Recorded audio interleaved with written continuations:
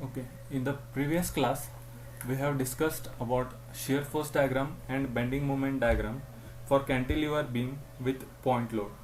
Now you need to remember how the variation is. For example, the SFD is having a value of constant load and BMD is varying linearly. So you need to remember how the variation is. For example, this is linear variation, and also you need to remember the value of maximum bending moment, which is W into L, and maximum shear force is W.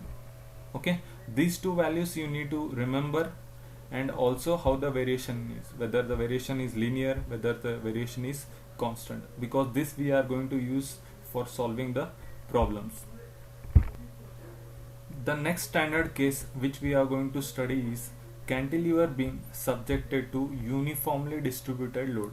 Okay, this is a cantilever beam fixed at one end and it is having a length of L and it is subjected to UDL as shown in figure, having load intensity W. Again I am saying UDL, when we are representing, it is represented by load intensity W.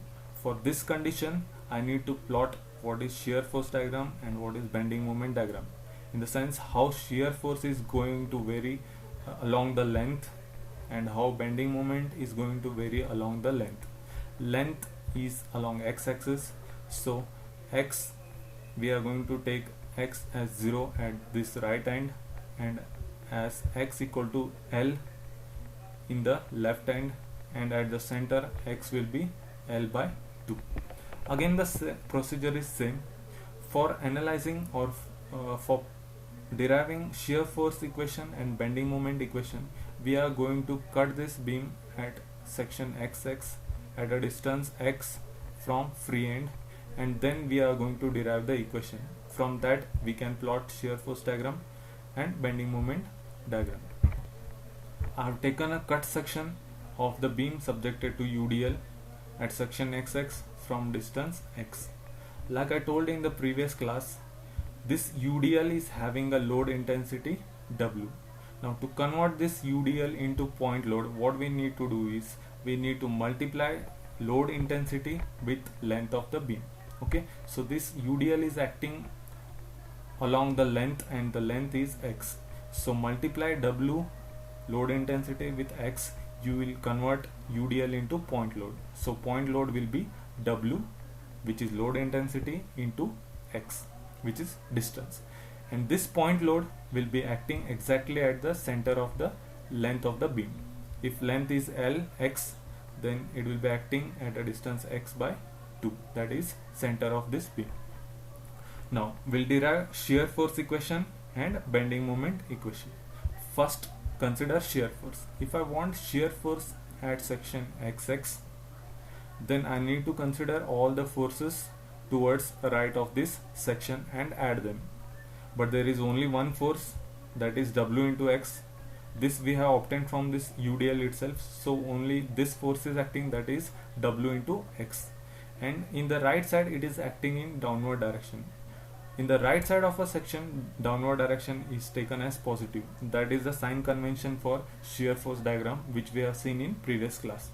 So it will be shear force will be plus, only one force is there, so W into x. If there was any other force, I could have added or subtracted depending on the direction.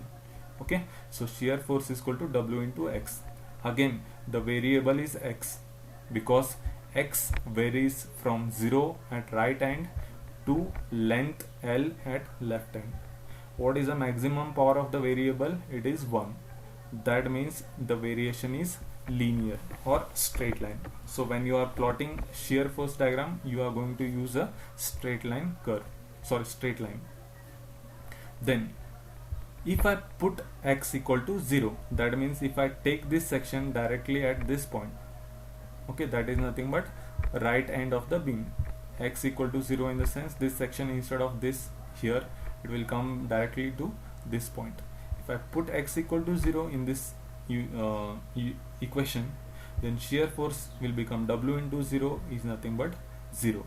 That means shear force at x equal to 0 will be 0. You can see in this diagram.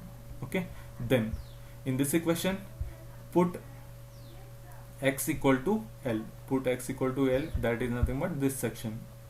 Okay, because at this section x equal to L.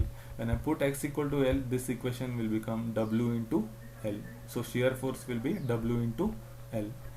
That is what I am taking, positive and W into L. W into L, when I multiply, I'll get some value which will be having some magnitude. So I am taking it up to some height. Now how to join this x equal to 0 and x equal to L using a straight line, because I am getting the equation as linear equation.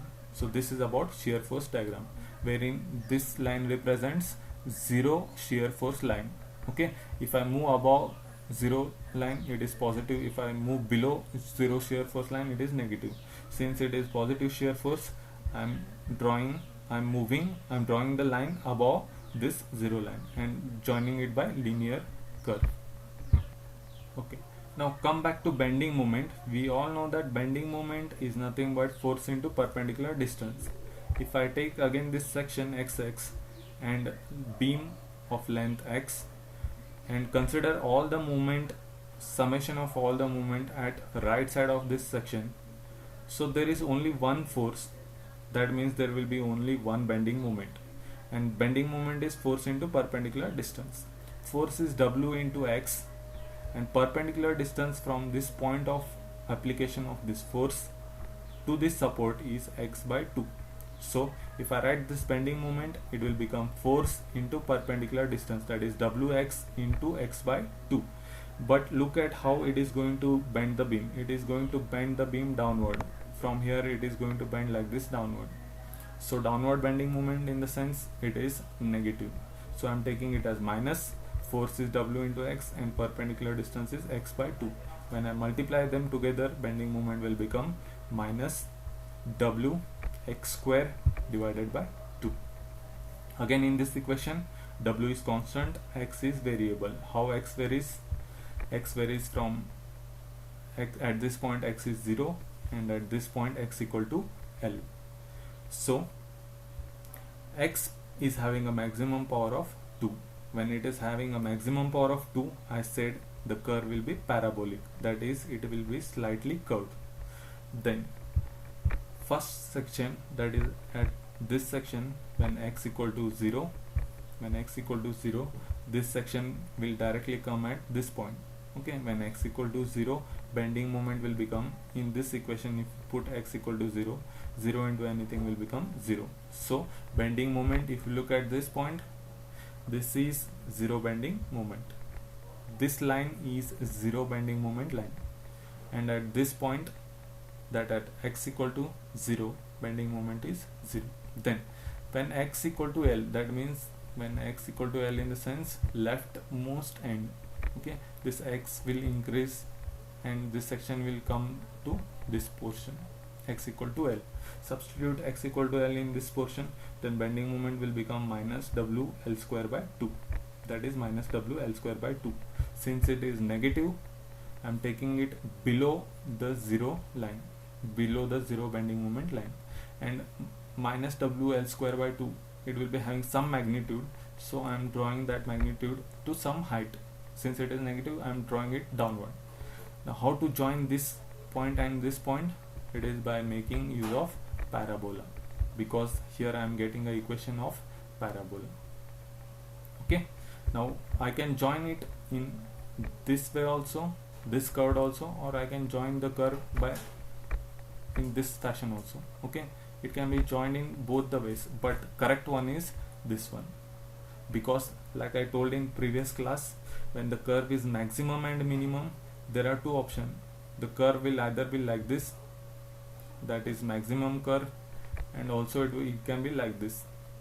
Okay, at this point if I use the curve like this, then it will go upward, which is not correct because I am getting the value of negative.